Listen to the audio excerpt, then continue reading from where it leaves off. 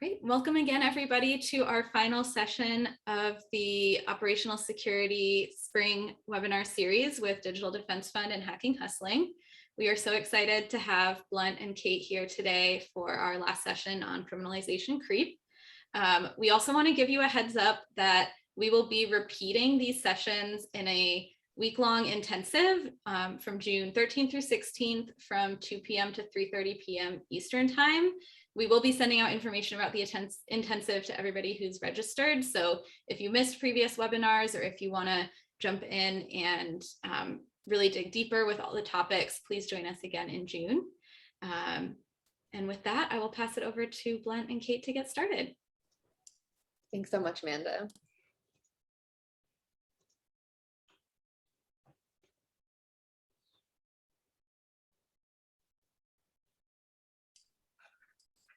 Okay, so let's get started.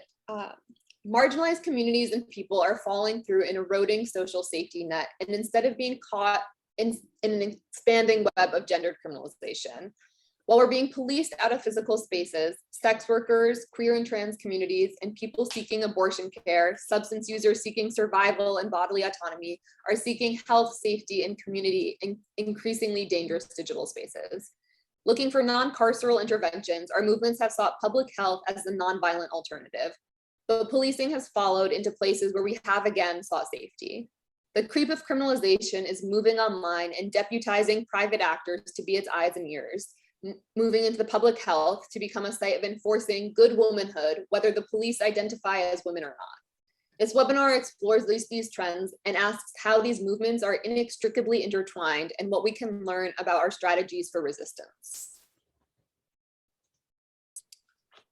And so good afternoon. So we're going to be starting out with some quick housekeeping at the outset, and we're going to frame what we're talking about, and not just looking at the lenses that we use, but also looking at how shared our movements are. Then we're going to talk through a case study on not just how digital creep and the creep of criminalization has impacted sex workers. We're also going to be talking about how sex workers have responded, and then close out our conversation talking about where we go from here, talking about both macro and micro responses to these issues. And then by about the top of the hour, we're aiming to switch over to Q&A. We're going to turn off the camera for Q&A, as Amanda already said. But we really just want to open up the discussion to hear, what you guys are thinking. We're going to posit some discussion questions and move from there. But we are really excited that you're joining us today to have this conversation, and really appreciate you guys taking the time. And so we're going to start off with just some quick community agreements, which we are going to use not just to frame our discussion, but also really to try to frame the discussion we're going to have moving forward. We're both community organizers, and so you can't get away. The two things you're never going to get away from with us are community agreements and icebreakers. So to open it up, please bring in your histories and speak from your own experience when you do talk. This is a lot about speaking from the I. No one's a monolith. And so we're going to talk about the experiences that we've had and recognize that all of those experiences are going to be colored by our positionality in the world, the social capital that we have, and the identities that we bring to these spaces. And be committed to each other's collective learning and growing. Everything has something to contribute to this space. And while no one knows everything, together we know a lot. We embrace imperfect language, stumbling through ideas because we can't be articulate all the time. Please be open to learning, to just build off that. And ask questions, be curious and humble. And to respect that the diversity of our identities. We don't assume the identities of organizers and activists for whom sharing every element of our lived experience is not always necessarily safe. We prioritize care for ourselves and each other. Please hydrate and take care of yourself. And also we recognize that we offer care and grace to each other in the room. And we practice not using ableist language. We be mindful that we don't always know who is in the room, and that includes police, law enforcement, or anyone else who might not share all of our values. And so when talking about experiences, please be mindful about how you could be talking about potentially incriminating topics. Feel free to use hypotheticals when answering questions, or like my friend, at any point during the training when you're using the chat to chat with us. And lastly, we're all on a journey towards liberation. So please take care of yourself and take care of each other. And we also want to bring forward our political framework as an agreement to let you know a little bit about how we're thinking about a lot of these topics. And first and foremost, we come from a framework that says that sex work is a valid form of labor. And our vulnerabilities are the result of socio-cultural approaches to transactional sex. We believe in decriminalization, decarceration, and divestment from state violence. We believe in access to more opportunities, not less, that is the path of harm reduction and safety. We believe that sex workers who use internet platforms are one part of the larger world of people who engage in commercial sex, and we value all forms of transactional sex, even if we're only going to be really focusing on one element of transactional sex when we talk about what's going on today. And noting that trafficking, exploitation, and abuse are part of many experiences of harm in labor, including commercial sex, and that these are all also valid experiences. When we talk about harm, we also really want to prioritize and value prevention, support, and healing. And we recognize that multiple options for accountability for what this looks like is in testament to the different forms of healing and support that survivors of harm face. And we're anti-carceral, anti-capitalist, and anti-racist. And so a little bit about us. We both organize with many different collectives, but right now we're coming here as part of Hacking Hustling. I'm coming here as part of Hacking Hustling, which is a collective of sex workers, survivors, and accomplices that are working together at the intersection of technology and social justice to interrupt state surveillance and violence.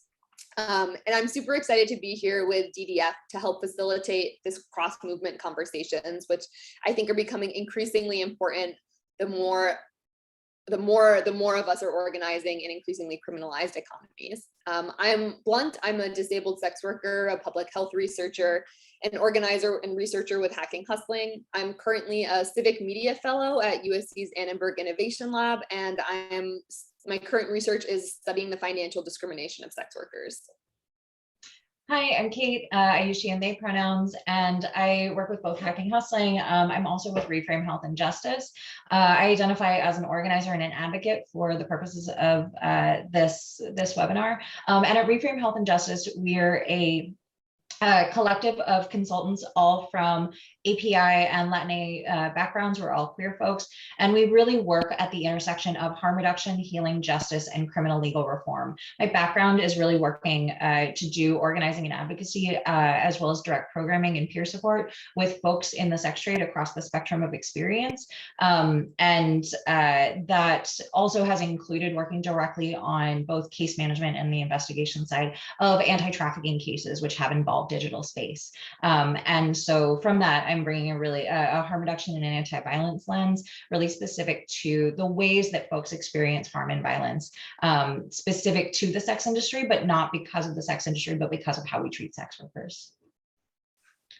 And so for our conversation today, we're going to be, and if folks have not read this guide, we really recommend it. We're really going to be building off of the growing conversation about looking at the intersection of abortion and criminalization. This guide was put out by Interrupting Criminalization in partnership with the National Network of Abortion Funds. And it really just talks about how abortion decriminalization is part of this larger conversation about policing and criminalization. It comes across, or it posits three kind of main pieces: situating abortion criminalization within a larger web of criminalization, looking at medical care as the site and the catalyst for criminalization, and saying that if we care about criminalization, we have to care about abortion criminalization. What we're going to build on today and really focus on is criminalization and how it impacts and emanates in digital space. Even though we recognize that everything that happens in digital space is really an extension of what happens in physical space. And the criminalization of abortion is often, it's an analog conversation where someone goes in, they're reported by a medical provider to the criminal legal system and have to face criminal penalties.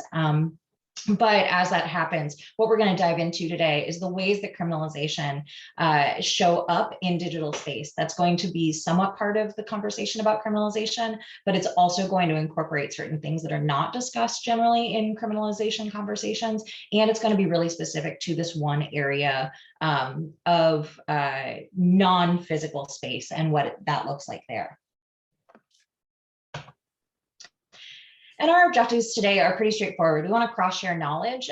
Blunt and I come from spaces that are really focused on the diverse lived experiences of people that trade sex. And I've learned a lot about what criminalization and digital space unfortunately mean and what resistance looks like. And we really want to divest that knowledge into folks that are working more squarely in abortion spaces. We want to open a dialogue and build a stronger movement for collective liberation. Trading sex and accessing abortion care are experiences, and often those are had by people, though, these are not two distinct populations, but these unfortunately are often siloed movements, and we want to really break that down. And then we want to share the expertise that we've had from a number of years of organizing specifically within criminalized economies. And to get us started, we wanted to do a little level setting and framing of what are we talking about and how we're approaching this conversation. And if you've maybe noticed by the slides, today we'll be talking a lot about stars. And so we're going to be, if you can go back one slide. So we're going to be talking about the penumbra and the black box. So in US constitutional law, the idea of the penumbra comes from a group of rights that are derived by implication from other rights that are explicitly protected in the Bill of Rights. This term first gained popularity in law in 1965 in Griswold versus Connecticut, where it was identified, there was identified a right to privacy in the penumbra of the Constitution, meaning based on the explicit right, it was implied right, there was an implied right to privacy that was upheld. And so in astronomy, the definition of penumbra comes from, I'm going to mess up these words, the Latin pene, meaning almost, and umbra, meaning shadow. And so in astronomy, it is a region of a celestial body in which only a portion of the light is obscured by the occluding body, like in a partial eclipse. So a space of partial illumination between the perfect shadow on all sides and the full light. And we thought that it was really important to trace the definition of penumbra back to its astronomical definition to make stronger the analogy of how both many rights lay outside of those that are explicitly protected by the law, and as well to that there are many things that are outside of the law that state actors still seek to police and criminalize, but have to deputize private actors to do so. So in this training, we'll largely be speaking of the penumbra as that which lies outside or in the shadow of explicit laws or rights, as well as the way that private actors are deputized to police the penumbra that the law cannot touch. So here are a couple of examples. So within the center of what is fully explicit, the facilitation of prostitution is explicitly banned. But the implied is that posting harm reduction information becomes more difficult to post. Websites, posts or ads disappear. Sex workers are disappeared from social media websites, or our websites are completely disappeared totally. Our peers are within the penumbra of criminalization and prostitution. So if criminalization is at the center, these are the behaviors that emanate from what is criminalized and seen as implying acts of prostitution.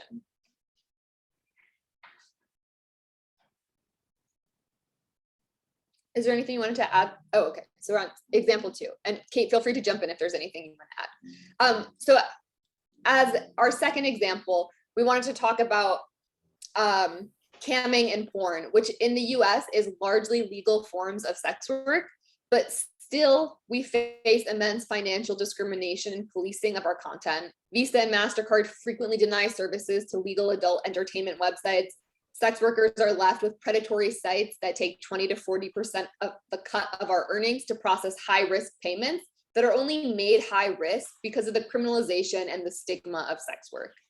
And in many ways, these payment processors are acting as an additional wing of government in ways that would be government overreach if the government was doing it. So they ask, or increase the liability to pressure private actors to do what they are unable to do, to police the penumbra of sex work that is legal in this case.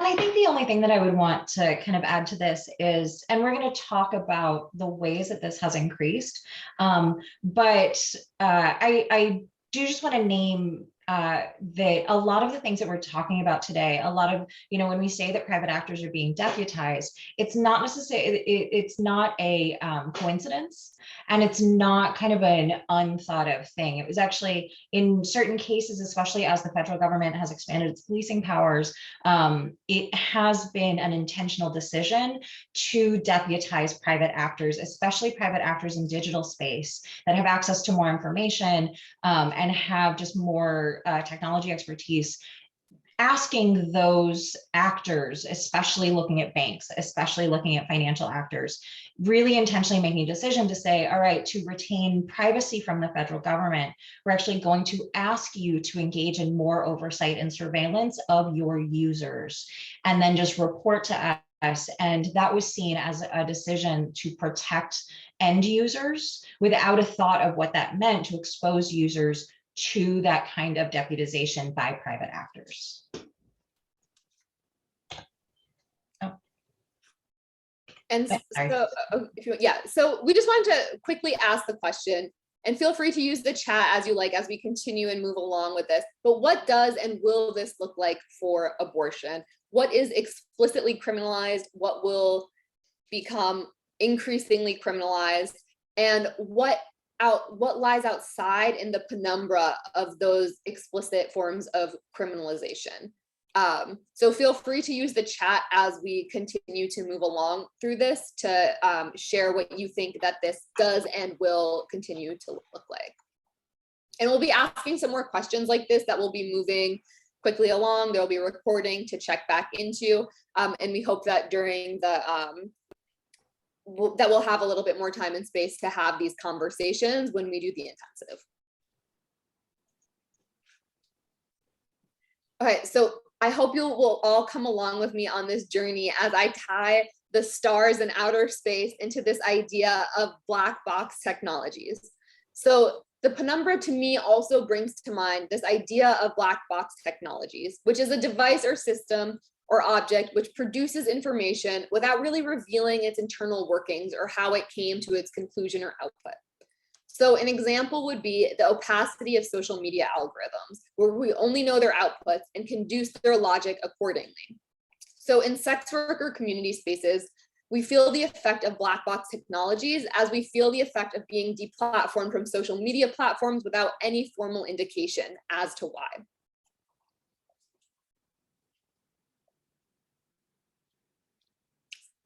Advance. And so I want to bring this idea in as of whore proxies, which can also kind of be thought of as a black box or a way to police that which is not explicitly illegal. It is an example of how algorithms and police expansively code, police, and profile behavior.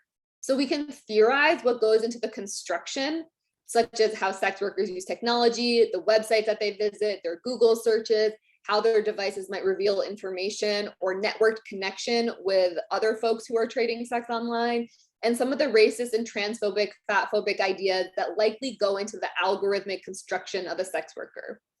But what we know for sure is in the output is the impact of deplatforming, criminalization, and violence, shadow banning, loss of resources, and loss of community as well.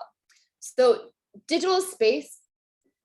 digital space, policing is rarely the policing of the actual thing. It is so often the policing of what surrounds the criminal thing. And this leads to over-policing because you can never totally police the behavior online. So you capture the behavior as a proxy.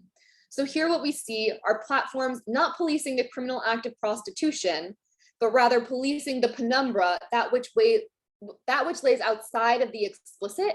And this also follows with the racist and transphobic policing tactics that we see on the streets, from loitering laws, from the use of condoms as evidence, and the loitering laws where like police will use the outfit that someone is wearing as evidence for a stop and frisk. And so in digital spaces, they are policing things that are in proximity to sex work and appear to may be related to sex work.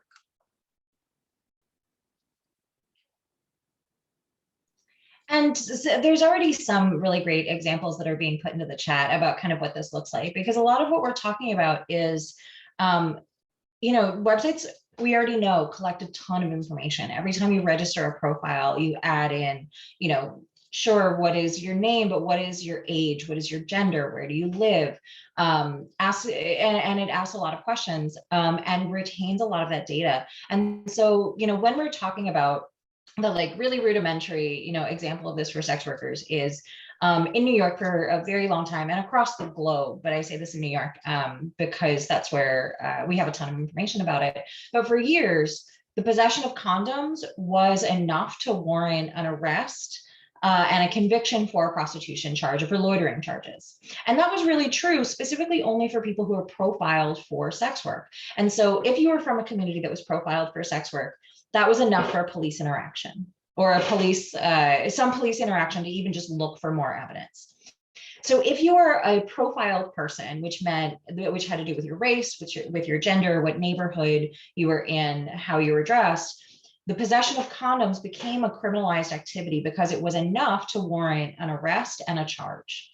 And so if you were especially a trans person, a trans woman of color, trans femme of color in certain areas in the Bronx, walking alone at a certain area, time of day or night, and you had a police interaction, if you had condoms on you, that was enough for an arrest. So similarly, we can look at the internet, we can look at digital space, and we can think about, all right, for people who identify as female, who are of childbearing age, all of a sudden you're going to have a red flag.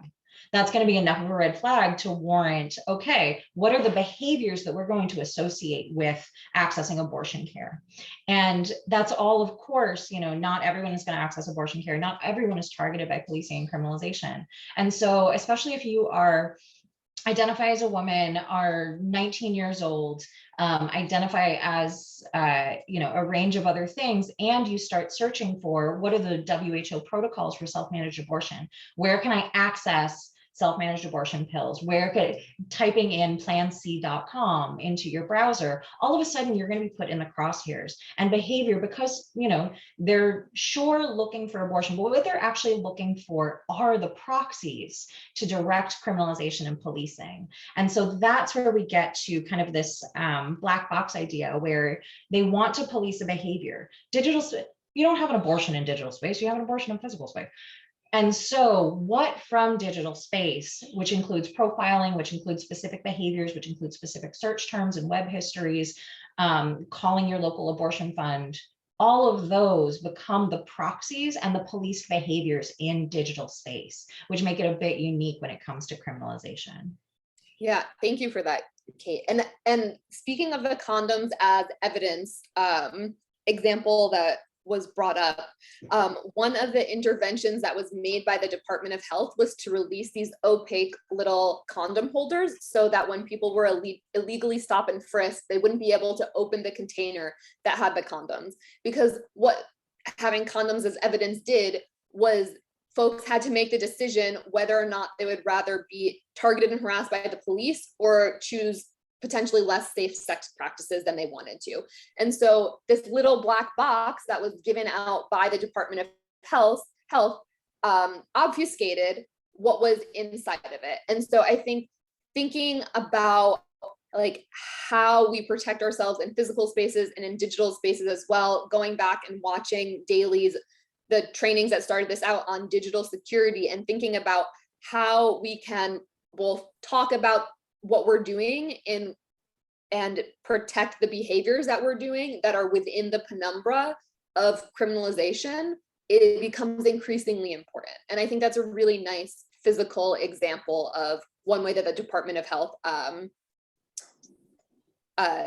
made an attempt to make folks feel a little bit more with carrying condoms while it was being more heavily policed. And so thinking about this idea of the black box, what are some of the inputs of how an algorithm might code someone seeking an abortion, and what are some of the outputs? And as Kate was talking about, and as we'll continue to talk about, abortion takes place in the body. So what is the digital component?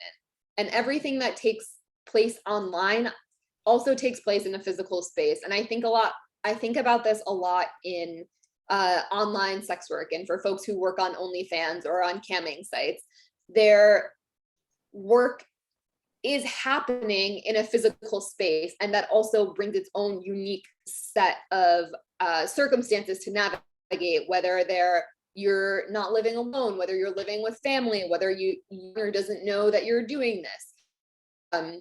So I think kind of trying to eradicate this division between physical and digital becomes more helpful, and we think about the ways that these are going to be and continue to be policed. And so what we want to do now is kind of give a shared framework for not just conceptually how we relate to each other, but really look at some of the ways that these strategies for criminalization and oppression are being replicated, and just kind of, second verse, same as the first.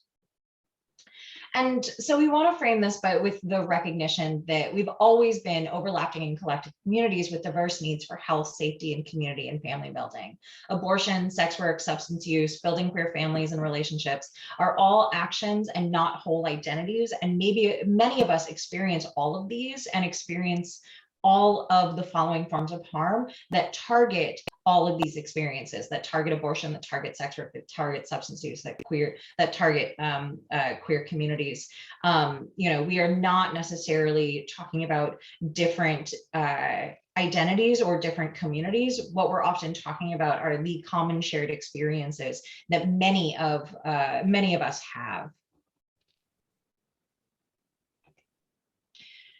And, first and foremost, we wanted to talk about the importance of digital space itself. While we're talking about this, digital space provides a lot of different things. And really specifically, we want to talk about digital space as the refuge for people who are policed out of physical space.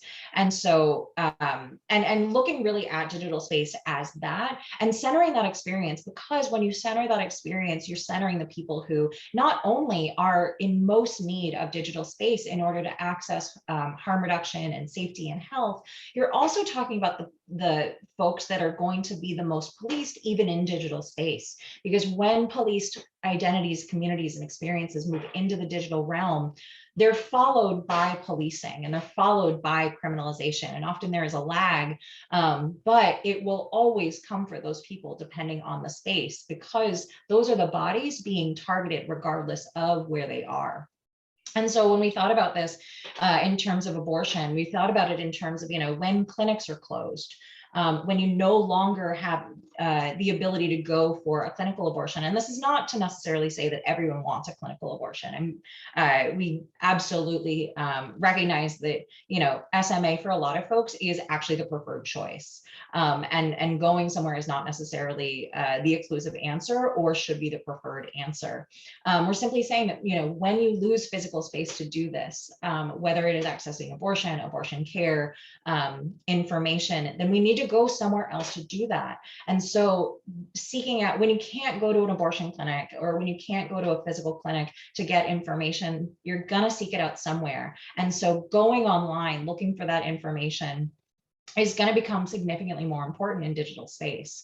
And, whether it's looking at that information or, going to telehealth. When we couldn't go to the doctor, we went online.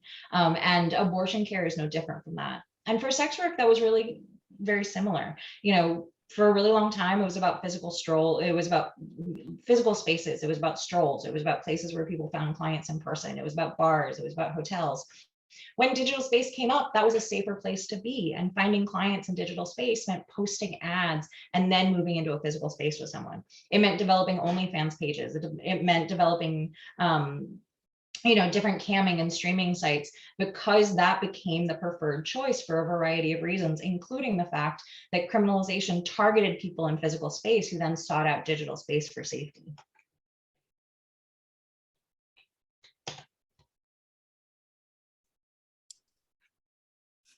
Awesome. Thank you so much, Kate, for that great analysis. And so we're going to talk a little bit about criminalization in digital space, as it's directly tied to the evidence of a crime, and also within the penumbra.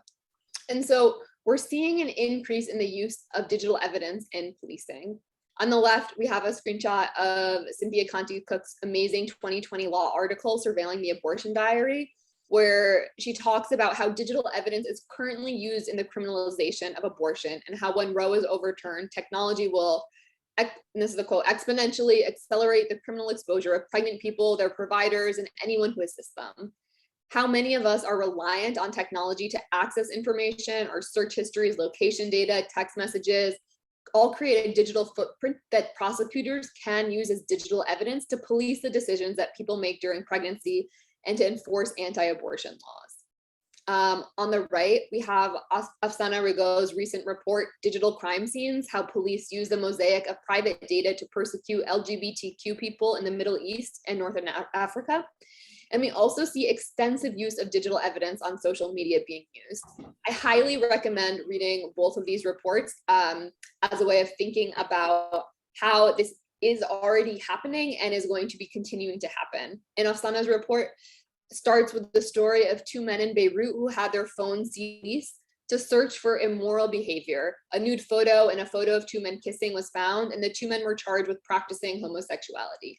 And here again, I want to point out how what is happening in a digital space is also happening in a physical space. What is happening here is the police seizing someone's physical device.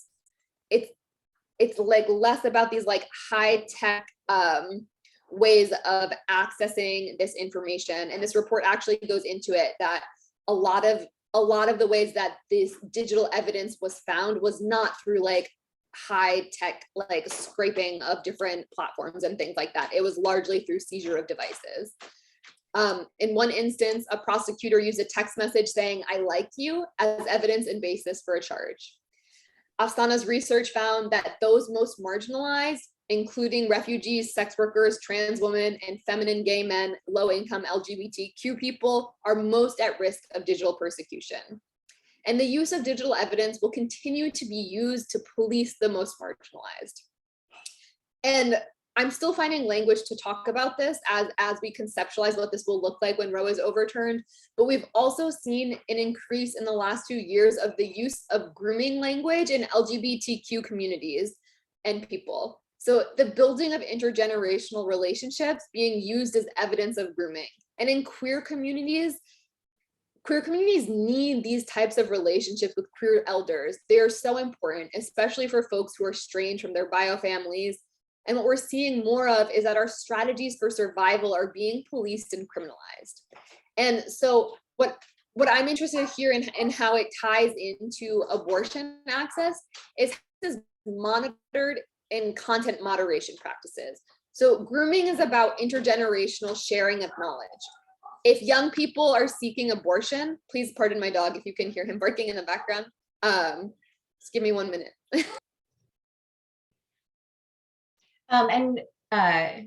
Blunt, I'll try to talk through some of the grooming conversation we had earlier. We really wanted to highlight this, especially because, and we'll touch on it a little later, the attack on trans folks, on trans bodies, on trans access to medical care, on LGBTQ communities, and the ability to connect is a really important part of this conversation. We're not going to heavily highlight it here, but it is both part of this conversation because it is the same actors that are going after abortion care, the same actors that are going after sex working communities, that are also going after LGBTQ communities. It is the same states that are passing anti-trans laws, really homophobic laws, to try to target that. The result is similar. When you target trans communities, you increase vulnerability to harm, including self-harm, including suicide, including death, including violence. When you target abortion access, you see negative health outcomes, you see stigmatization. When you target sex working communities, it means increased vulnerability to violence, to death. And so the outcomes are the same. And so the rise of things like grooming language, which at one point had a definition and really has become a nebulous conversation, is really grooming is what is referred to when we're talking about grooming is the same kind of sharing of information. It's the same kind of discussion of survival that is being criminalized, stigmatized, and penalized in a lot of these conversations that are targeting LGBTQ communities and LGBTQ survival, and that is also happening in digital space. So we also wanted to really name that, even though we aren't going to do like a super deep dive into it. Yeah, and I think thinking about how this is policed online, content moderation systems do a really terrible job at this, because what they're largely looking for is just that intergenerational relationship when they are doing this. And if there is talk, and also content moderation systems do a really bad job about discriminating between talking about sex and sex education and sharing sexual health information. And so if young people are seeking abortion, this could also get caught up in the content moderation practices and also be further policed and criminalized when we see Roe overturned. And I think just as many times as we can, we want to talk about how everything that happens online also happens in a physical space as well. There is not a discrete boundary. If someone is doing online sex work, they're working out of a physical space or home. If someone is using the web to facilitate a self-managed abortion, they will also need a physical space to have that abortion. And so there is this blurring of public and private spaces when it comes to online organizing as well as power building.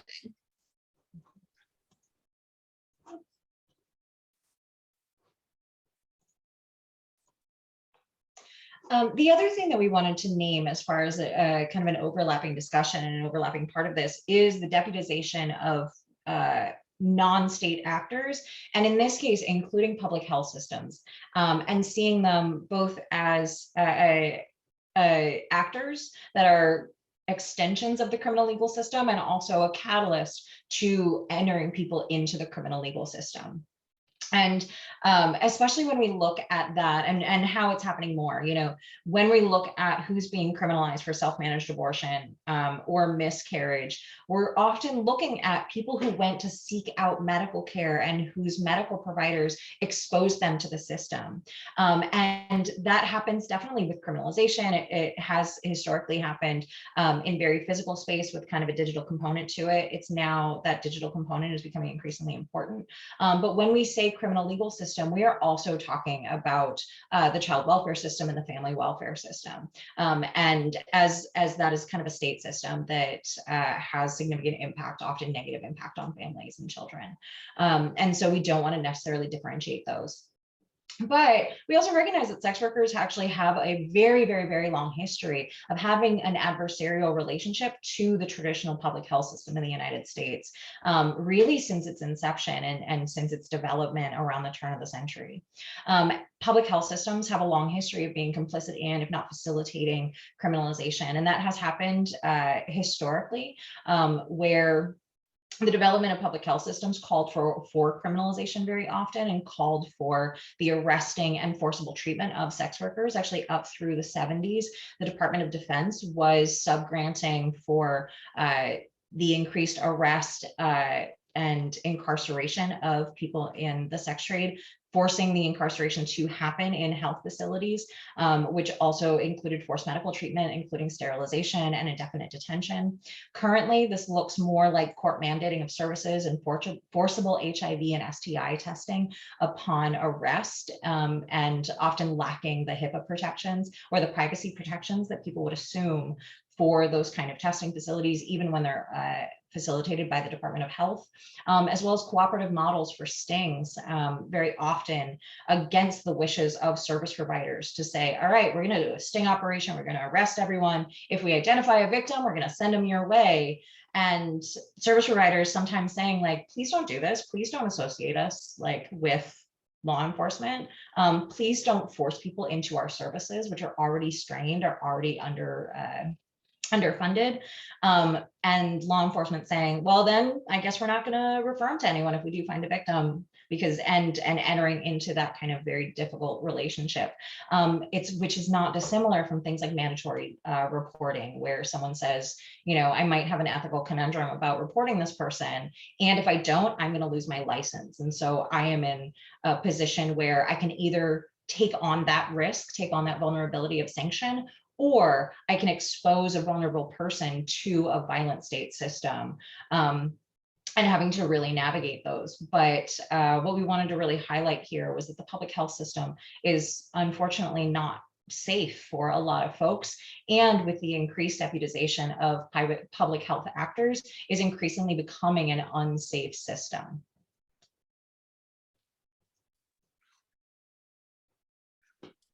And so within the expanding web of gendered and digital criminalization, private actors and corporations are deputized into this carceral system, which seeks to police what the law cannot necessarily touch.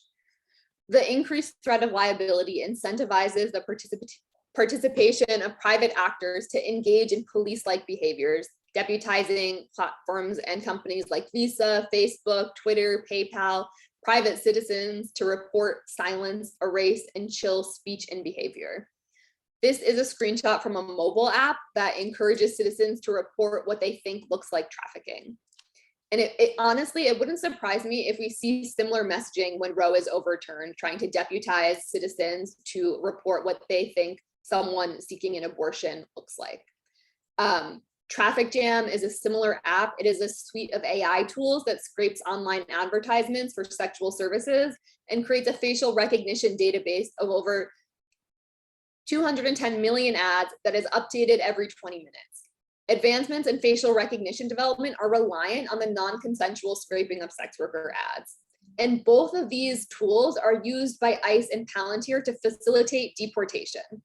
So my question here, my question for thought is, how might technology like this be used to police folks seeking abortion? When people are taking photos of people outside of clinics, how might that facial recognition technology be used in the future?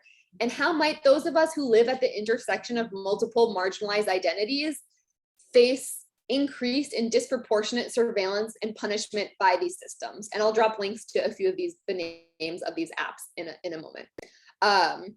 But thinking about who is already heavily policed and surveilled and who the government already has records on are going to be the folks who are continuing to be the most heavily policed by these changes. And the other way that we're seeing this kind of expansion is not just looking at the companies, not just looking at websites and expanding their liability, but also asking private citizens to become deputized and to do this work as well. Initially, this actually has followed actually a really common historical pattern where there's an expansion of criminal liability, but there's also an expansion of civil liability, not just in what you can sue for, but who can sue. Civil liability is the ability to bring a financial lawsuit. And so starting around 1909, there was a push in spaces where they had expanded criminal liability for the sex trade in different cities. But what happened was a lot of private citizens who had pushed for these laws, as you can imagine, not too dissimilar from, the private citizens who pushed for anti-abortion laws in different states. Around the 1900s, this was really about pushing to end the sex trade. And it was it was the same folks that were pushing for prohibition and anti-vice advocates. And so really similar to what we're seeing now, and we'll talk about kind of how that's played out in modern times, but literally starting in 1909, there was a push to say, all right, the police aren't doing enough. The federal government isn't doing enough to stop sex work from happening. And so what became the model was to actually create something called red light abatement laws. And that became the model for private citizens to be able to sue different venues, brothels at the time, to say, I'm a private citizen and you are compromising in this case, it was property values. And the tactic was, if we can get enough private citizens to sue establishments that are known for sex work, we can get them out of our cities and we can sue them out of existence. And this is actually something that we're seeing replicated both in modern times around the sex industry, and we'll talk in a couple slides about how we're seeing it in terms of abortion care. And we're going to talk about FOSTA a little bit more extensively in our case study, but largely what we want to convey here is that it was used to increase platform liability and to deputizing private actors to over-police a very vague thing. So most websites after FOSTA-SESTA was signed into law updated their terms of service to comply, which meant that many sex workers were kicked off the platforms, shadow banned, or lost entire websites, completely just disappeared. And I think one of the most interesting responses was Craigslist, which said something like they would love to keep their misconnections sections open, but any website could potentially be used to facilitate prostitution, and that they would put it back up if FOSTA was repealed. And we also see this with the financial discrimination of sex workers. Sex workers are categorized as high risk, even legal forms of sex work. And this high risk categorization by banks and payment processors has led to sex worker friendly payment processors taking up that predatory cut of 20 to 40%. And sex workers frequently lose access to financial technologies such as PayPal, Stripe, Venmo, and Square, even when the payments are not for anything sex work related. A friend once told me that their mom was trying to pay them back for a bus ticket to the Women's March, and their account was banned and they were unable to do that transaction. I've also lost a payment processor for a non-sex work related tech consulting business, and immediately, I guess it was like a month after building the website and processing like a couple of payments, lost access to that entire service. And so in Hacking Hustling's research from Posting into the Void, we found that those who both organize and trade sex, the likelihood that they've been kicked off of a payment processor was twice that of those who had just traded sex, which was also twice that of those who had just organized. So there's this compounding impact of those who are both politically engaged and also doing sex work. And so I think thinking about the ways that the financial sector is kind of doing the work that the government can't do to police these behaviors becomes increasingly important as we see abortion becoming increasingly criminalized, because these things cost money, and money is going to be moved both for mutual aid purposes. Sex worker mutual aid websites are often taken down, even if they're not about sex work related, but just the person who is fundraising is a sex worker.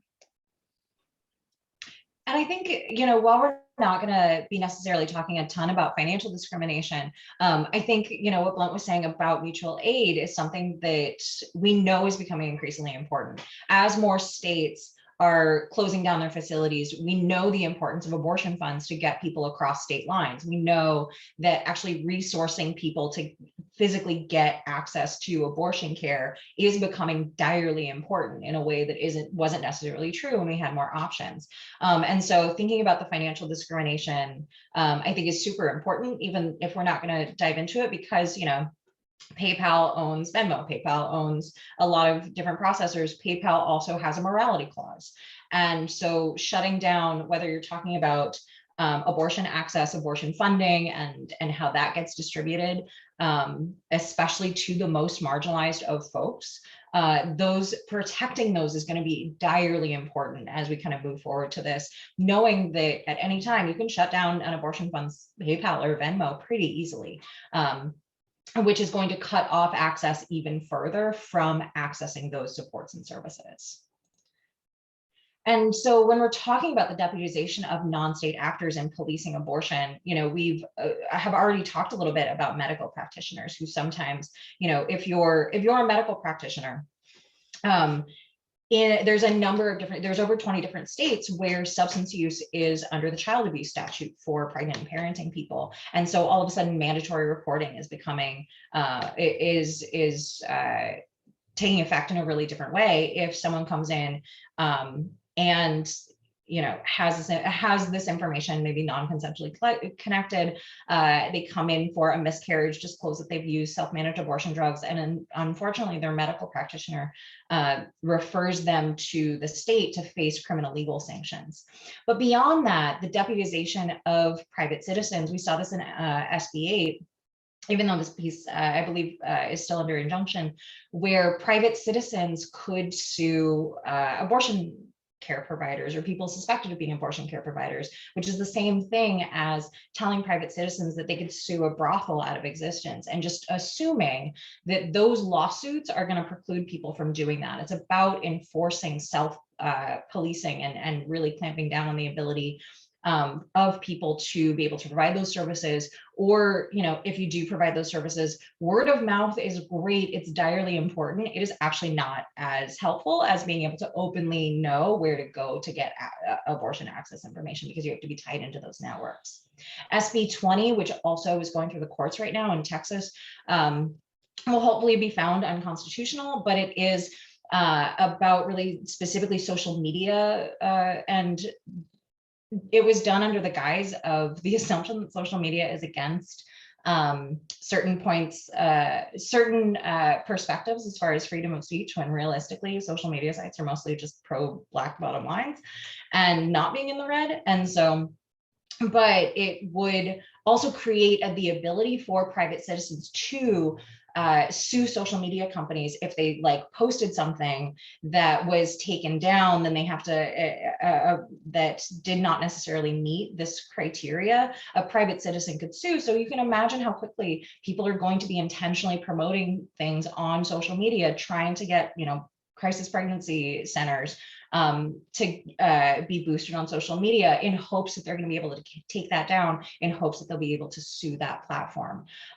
So both of these have passed, both of these are in court proceedings, but both of these are really about deputizing private actors, and specifically private citizens, to sue, and creating civil liability that extends, knowing who has more capital, knowing who has more access to lawyers who are going to be able to do that, and knowing who has taken advantage of those private rights of action in the past, which the effect of these is all going to be clamping down on information about accessing abortion care. And so a quick, we're about to go into a case study, but just, to talk a little bit about where we are today, to situate ourselves in this. We already know kind of where we are in terms of abortion. We're looking at the overturning of Roe. We're looking at the increased criminalization of both self-managed abortion and medical care, and Hyde remains in place. We do not have a pro-choice Senate. When it comes to sex work, we're also facing a range of different tactics to both police physical and non-physical space, getting expanded, and especially through the language of rescue and victims, but unfortunately looking at victims as simply people who need state intervention, and most likely criminal legal intervention, as opposed to people who need more support.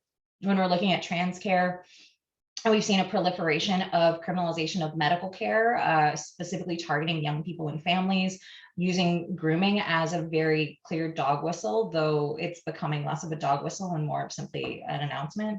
And we're also seeing a ton of blocking of LGBTQ content on different sites and different search engines, because it is being related to sex.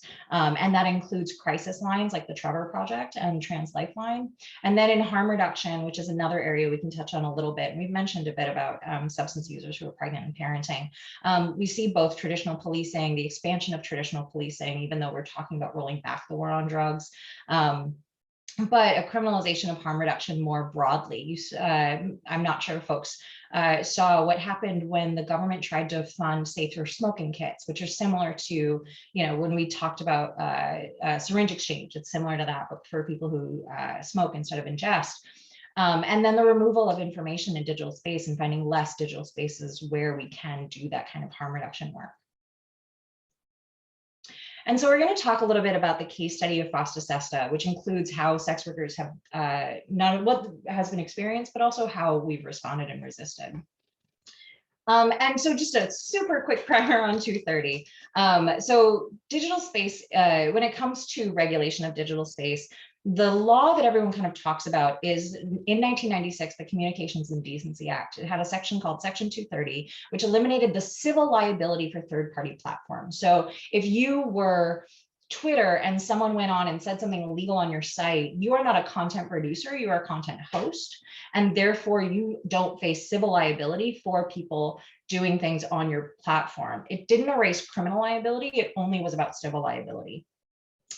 Since 1996, and really ramping up in 2014 to today, we saw the closure of a lot of different sites that advertise services for the sex industry. Those were all closed under the same group of charges. And I think it's really important to remember that when it was, whether it was many, many years ago, like not that long ago, like 7 years ago, when it was my red book, whether it was backpage.com, whether it was rentboy.com, all of them were charged with promotion of prostitution and money laundering, and not any crimes where you could actually identify the victim. In 2018, SESTA FOSTA was passed. These are broken out into two different pieces because they did two different things, but they were actually passed as a suite together.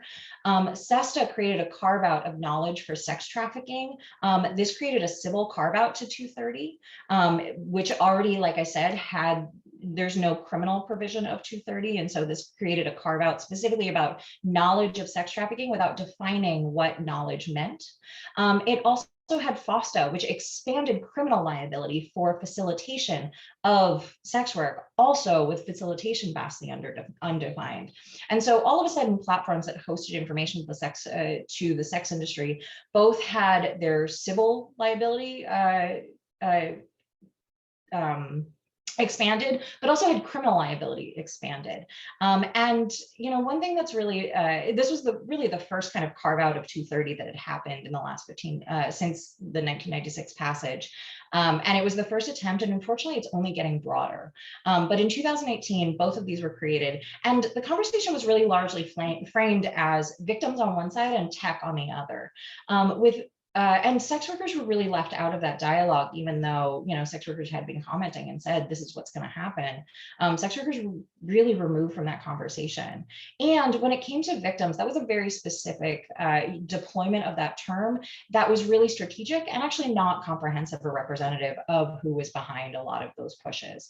And I'll let Blent talk a little bit more about what that looks like in practice. Yeah, and so often anti-trafficking laws that are made in the name of protecting marginalized communities often actually wind up recreating the circumstances that make folks more vulnerable to labor exploitation, violence, financial insecurity, as was the case with FOSTA. And sex workers who were organizing against FOSTA expertly predicted the impact of FOSTA.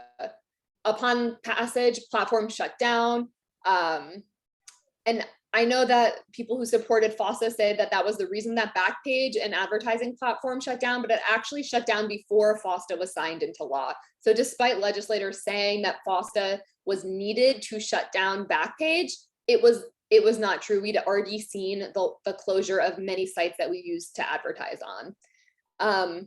It dispersed sex workers from the places that they found clients, increased surveillance on social media platforms where sex workers found clients, where we found each other, where we found harm reduction resources. It was the free and the niche sites that closed down the first, meaning that folks who couldn't afford to place an ad were the people to be hit the hardest by this. And I think it was kind of like a galvanizing time for the sex worker community, and sex workers who work and advertise online felt the impact of criminalization more concretely. In Hacking Hustling's research we found that after FOSTA SESTA and the closing of Backpage, that 36% of online respondents reported facing increased violence after FOSTA SESTA. 46% of online respondents said that they couldn't afford to place an ad after the free sites disappeared. 81% that overall they just had difficulty placing an ad and advertising their services. 73% said that they were facing increased financial insecurity. And of our street-based respondents, they also reported seeing an increase of street-based sex workers after FOSTA SESTA. Fear of policing and loss of access to resources leads to an environment of chilled speech, self-censorship, and self-policing as well, where folks are scared to share resources, build community, and organize. And community is what keeps us alive. The state is not providing us with the resources to keep us alive. And when we are disconnected from community, that is an incredibly violent form of harm as well. Self-censorship and chilled speech hinders our ability to share our experiences and to be held by community and process our experiences. Self-policing and fear-based responses are often able to chill legal speech and action in a way that direct criminalization or policing is not.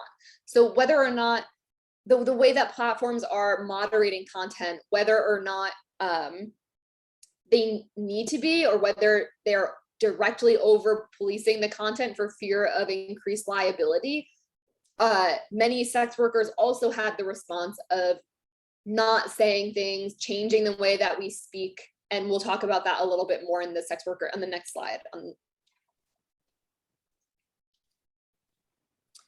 And so this is a little bit about the response from the sex worker community. There was a direct impulse to archive the impact. I think a lot of sex workers felt like really unheard by tech and other movements where FOSTA-SESTA just wasn't being talked about, despite the way that it could impact so many different communities and so many folks who sit at the intersection of these communities. Survivors Against SESTA was formed and began an initial data collection around platforms' impact. We started a list of websites that were taken down to discriminate against sex workers. And shortly after FOSTA was signed into law, one of my co-researchers, Ariel Wolf, and I started developing a survey to study the impact of FOSTA. We partnered with Whose Corner Is It Anyways, a Western Massachusetts mutual aid harm reduction organization led by stimulant and opioid using low-income survival and street-based sex workers, to adapt the survey to see how folks who were already working on the streets might have been impacted for folks who didn't have consistent access to technology or phones. And this process of community-driven research was actually really felt like a community organizing tool. And it brought together communities building power and sharing information as quickly as we were able to do responsibly.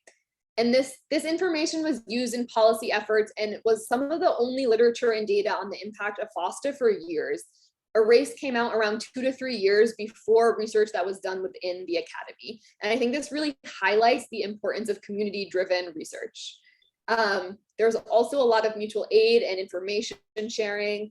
There were trainings on working online, digital security trainings, know your rights information was distributed through networks. Hacking Hustling did legal literacy trainings, digital literacy trainings, webinars breaking down what exactly FOSTA and SESTA were, so that to provide information for folks to feel a little bit less anxiety and a little bit more control with the knowledge that they have. We prep people for policy days. Hacking Hustling created harm reduction pamphlets for safer working online. We were cross-sharing information on how to back up accounts, recommendations on how to use backup accounts, how to stay in touch with clients when you're disappeared from networks, and creating mutual aid networks to do small grants, very similar to how abortion funds function, for people who were out of work and unable to find work and deeply impacted and isolated from the impact of FOSTA-SESTA. We found new ways to stay in touch with clients and community. When websites and social media become less stable, we shared alternative ways such as newsletters, multiple ways of staying connected, both with community and with clients. And I think something that's really important here is to have multiple ways of staying in touch with folks, having folks emails, having who you want to stay in touch with, and feel comfortable sharing this information, having folks emails and numbers, their social media, because you never know when one of those will disappear, and email and phones are much more stable than a platform having power over just disappearing your site. And I actually recently had an Instagram account deleted, and the only thing I had done in it in the last week was share abortion access information. So backing up your data, backing up your contacts can be really important as we see this becoming increasingly policed. And we adapted to new environments. Sex workers have a history of using steganography, a practice of hiding data behind messages in code, to obfuscate information that is likely to be policed or used against them. You can see this in like the money sign sex work and steganography. And just finding creative ways to share information, it becomes incredibly less accessible to find information that way, which makes it harder to find and harder for people to connect and organize. Our hashtags that we use to organize under are often shadow banned as well. And I want to point out that these tactics often help avoid algorithmic detection for short periods of time, and the algorithms quickly adapt to catch up to how people are trying to avoid these content moderation strategies. And this type of work, the steganography, is not actually a way to avoid actual policing, but rather to avoid content moderation for a short period of time. But it's an important reminder to be careful about how we speak about potentially incriminating things, and establishing rules and community guidelines for how we will speak about things when we move, like when it's time to move to a phone call or a safer form of communication. And we all did our best to take care of each other when we felt isolated from each other's, from movements, other movements, silence. And I think the community care part was so, so important, and like taking a moment to like get regrounded back in the body and sharing space physically with folks who were also impacted by this, and like sharing love and care with community folks.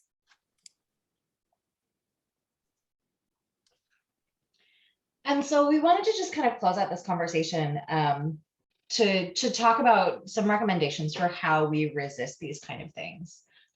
And so first we wanted to talk about kind of the macro responses, because you know, we have the individual responses we can do. We also have to talk about the landscape and how we transform this full landscape as opposed to just kind of implementing crisis-based solutions. First and foremost, we want to really contextualize this within a conversation about what holistic abolition looks like. As systems of criminalization expand, you know, oftentimes the easiest language is language which supports criminalization, but says criminalization shouldn't target these people. And, you know, accessing abortion care shouldn't be criminalized, but we're not going to actually critique the system of criminalization and criminal legal intervention overall. And we need to recognize that that is very short term, and really that is a very privileged response, which plucks out non-criminalized people who are all of a sudden dipping into a criminalized activity. Brittany Pula was someone who was arrested and charged with manslaughter, and there didn't need to be any expansion of criminalization to target self-managed abortion, to target miscarriage, because there are enough laws on the books. There's enough laws on the books in every single state. And so if we're going to simply restrict criminalization that's focused on abortion, we're probably going to miss the people who are already targeted by the criminal legal system, where the charge that you get is an excuse. The criminalization of your body is the purpose. The other thing that we want to talk about, which kind of in the face of that, if we're going to talk about divestment from criminal legal systems, we really want to make sure that we're building outside the system alternatives when it comes to health, safety, and justice, which none of those are actually reliant on the state. So we want to talk about clinical abortions and self-managed abortion and building that up outside of the system of clinical care. We want to talk about licensed clinicians, and we want to talk about community care and what that looks like. And outside of our traditional understanding of health. We want to talk about safe reporting, where you can, you know, go to the state if you need to, if you experience harm. We also want to talk about transformative justice, which is about transforming the circumstances that caused harm, which cannot be co-opted by the state, which is about transforming the landscape of criminalization and state involvement. And we want to talk about accountability for private actors. And I think transparency and accountability are good beginnings, but it doesn't just end there. We want to end the monopolies like Facebook, Meta, and MasterCard. I think designing from the margins, sex workers and other marginalized communities are some of the first to feel the impact of these violent systems. And if we design from systems that are safe for the most marginalized, we've likely designed systems that are safer for everyone. And this also includes non-carceral content moderation strategies and an intersectional analysis of how these policies and moderation strategies of platforms and how people are disproportionately impacted by platform design and content moderation. And moving our health and safety needs away from the criminal punishment system, ending mandatory reportment, non-consensual testing, and information gathering. And we're gonna move very soon into Q&A, but we also wanted to put out the reflection question, you know, where are we using the language of criminalization within our movements? Where are we using frameworks that might be short-term, that might be remarginalizing some of our most oppressed community members? And there's also micro responses which are the kind of interpersonal responses we have to this. And I think this is really part of it, like sharing knowledge and inter-movement teaching, elevating and resourcing the expertise of people who have been working and organizing in more heavily criminalized economies for years. Because of sex worker stigma, we're often left out of the conversation despite our extensive experience and years of community built knowledge, or our expertise is taken and then our advocacy goals are abandoned. So really it is I hope what's coming from this training is seeing how intertwined our communities and movements are, and how intertwined our fight for justice and liberation are as well. There's also the displacing of our liability onto people with excess social capital, like hosting sex worker information on larger platforms. There's always this call for sex workers to just build their own platforms, but that is not where the clients are. And I want to be where the money is. And I think that it's not a sustainable response. And there is a way to like displace that liability by having these conversation in conversation with less heavily policed communities as well. And because of how siloed the bills are, our responses are often siloed as well.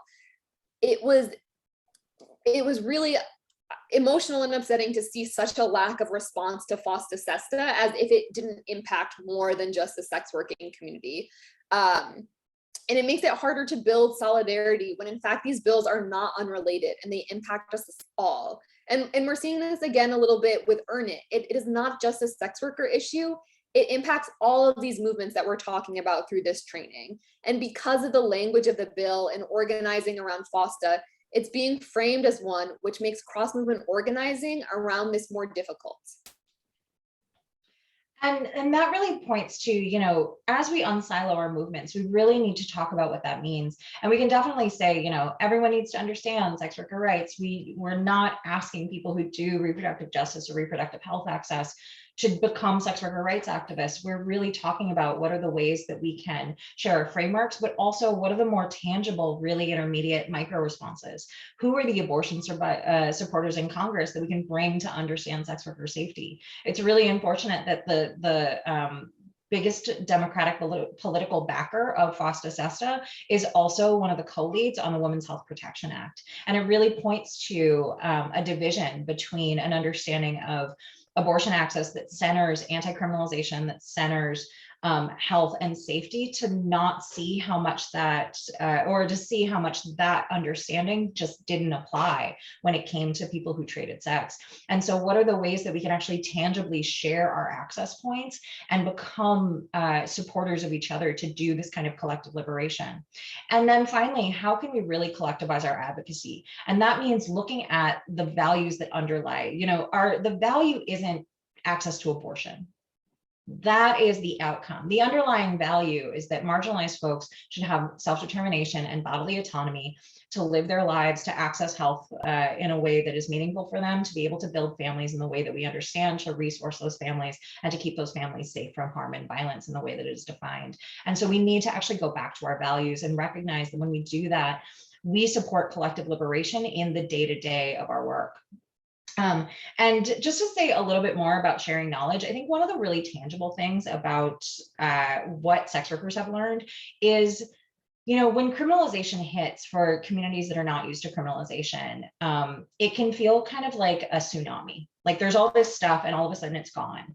And sex workers, especially because we've been having to deal with these things over the last several years, I think one of the really specific and very special pieces is that we've had to break apart what criminalization looks like and the why. If we go back to kind of Blunt talking about the black box, the why is often the hard part. We know what goes in, we know the outcome is bad, it's how it's compromises on health and safety. And so we've spent the last several years really looking at what is direct criminalization, what is the expansion of liability for private platforms that are looking at their bottom line, where does civil liability for private actors come in, and what is just the lack of access to resources that causes people to not have options for health and safety. And really looking at those individually is going to get you different answers. The way that you avoid criminalization specific to criminal legal interventions is different from the way that you avoid content moderation, which is different from the way that you advertise like your services and connect to both community in a safe way that actually connects you to clients. Because you could be out there on your own platform by yourself, but if clients aren't there, then that doesn't matter. That's volunteer work, that's not sex work. And knowing the difference between those things is a very actually specialized set of knowledge that I really hope can be conveyed. Actually does need to be broken apart, because that's going to tell you the answer for those micro responses for how to do this work in digital space when you're being policed by private actors, civil, like individual citizens with a grudge, criminal legal responses, and poverty. All of those things are